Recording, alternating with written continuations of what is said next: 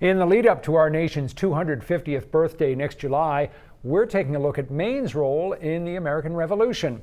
Over the next few months, we'll be sharing interesting stories and artifacts from people who lived through that time. We are all familiar with who George Washington was, but not many people can say they own a lock of his hair. A snippet of his red curls have been preserved at the Maine Historical Society and will be featured in its Revolutionary Maine exhibit next year.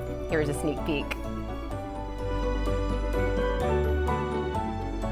This is a lock of George Washington's hair, which was acquired by Eliza Wadsworth. So Peleg Wadsworth, Eliza's father, served in the Revolutionary War as a general, knew Washington, and then when he was in Washington, D.C. afterward in politics, also knew the Washingtons.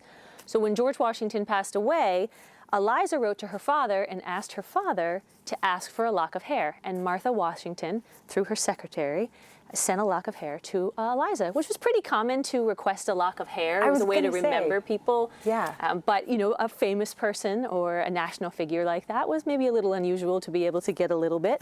But because of Peleg's relationship with the Washingtons, she was able to get a lock of hair. And so this locket here, this is George Washington's hair. And the locket was made around 1850, or commissioned by around 1850 by Henry Wadsworth Longfellow, who was Eliza's nephew, as it passed down through the Longfellow family. And why was it important to you, it might be obvious, to include something like this in the collection? Well, multiple layers. I think it shows a Maine connection to the Washingtons, which is an important piece of our mission to share and preserve Maine's history, but also because it was in the Longfellow, the Wadsworth Longfellow family, so also important to Maine Historical Society.